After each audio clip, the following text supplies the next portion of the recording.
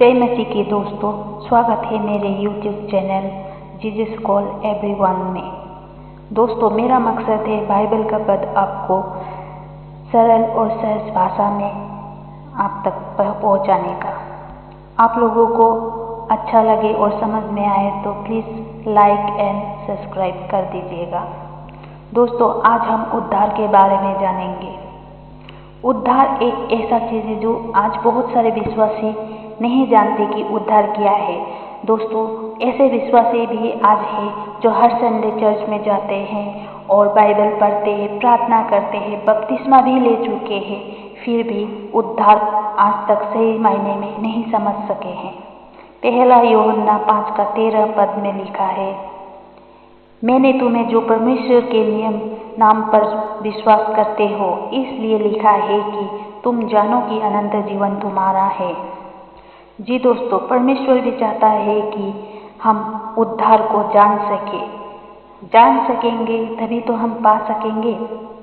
दोस्तों, पहला यूहन्ना 5:11 में यूहन्ना गवाही दे रहा है और वो गवाही ये है कि परमेश्वर ने हमें अनंत जीवन दिया है और यह जीवन उसके पुत्र में है।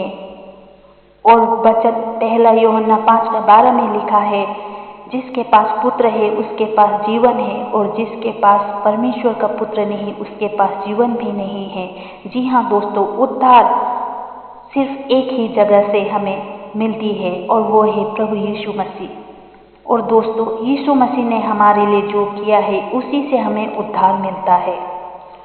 दोस्तों, हमारे उद्धार को पाना है तो हमें एक ही नींव रखना पड़ेगा और वो है प्रायश्चित और हमारा घमंड, हमारा खुद के ऊपर विश्वास कि हम अपने विश्वास से ही अनंत जीवन पा सकेंगे, उद्धार पा सकेंगे, इसे छोड़ना पड़ेगा।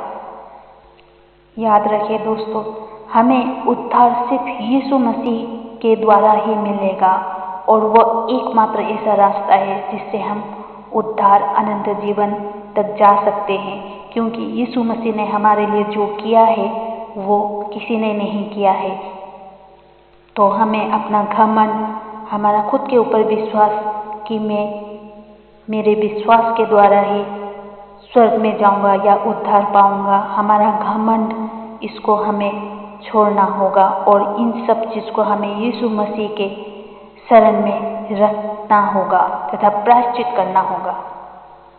दोस्तों, मैं एक अच्छा विश्वासी हूँ, मैं बाइबल पढ़ता हूँ, मैं प्रार्थना करता हूँ और मैं पवित्र वचन के सभी भेदों को जानता हूँ और मैं बहुत धर्मी हूँ वाला विश्वास भरोसा को छोड़ के यीशु मसीह नाम के उस चट्टान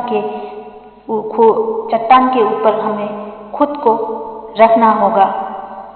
जब तक नहीं रखेंगे दोस्तों, तब तक हम उद्धार को नहीं पा सकेंगे।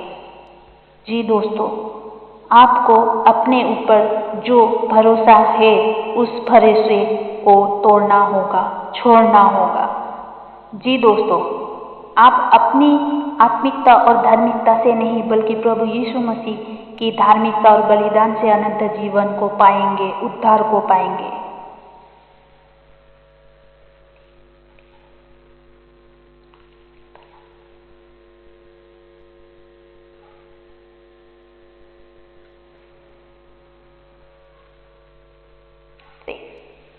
दोस्तों, अक्सर देखा गया है धर्मी लोग अपनी धार्मिकता, अपनी प्रार्थना, अपने ऊपर आए पवित्र आत्मा की अगुवाई, अपनी सेवकाई पर घमंड करते हैं और वो अपने आप को लोगों के सामने इस तरह प्रस्तुत करते हैं जैसे वो परमेश्वर के कर्जदार नहीं बल्कि परमेश्वर उनके कर्जदार है और परमेश्वर की आत्मा उन्हें अगुवाई नहीं करता बल्कि वो परमेश्वर के आत्मा को अगुवाई करते हैं।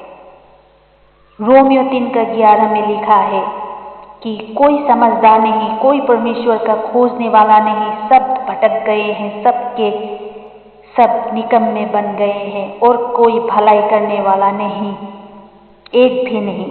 जी दोस्तों, आज विश्वासियों के बीच में आप जो लोग इस घमंड में हैं वो लोग एक हिटलर की तरह है जो घमंड करते हैं। दोस्तों, जो खुद पर घमंड करते हो खुद की धार्मिकता और विश्वास पर घमंड करते हो तो सुनो, आपका घमंड परमेश्वर के आगे कुछ नहीं बल्कि धिक्कार है।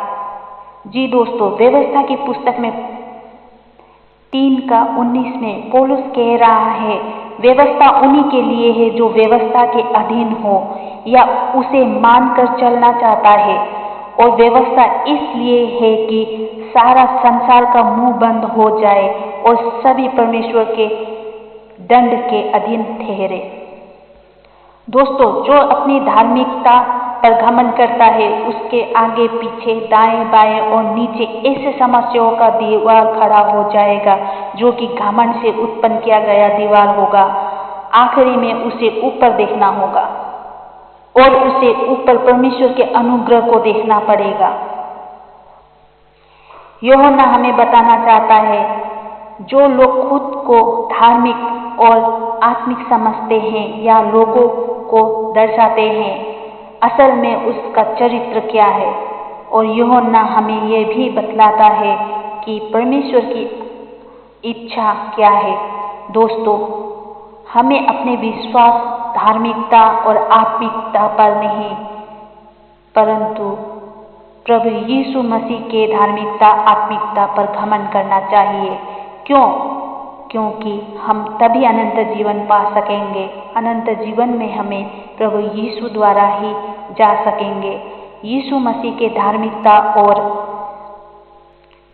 आत्मिकता से हम अनंत जीवन जा सकेंगे और उद्धार पा सकेंगे दोस्तों। तो दोस्तों, पिता, पुत्र और पवित्र आत्मा की अगुवाई में सबके साथ रहे। आमीन।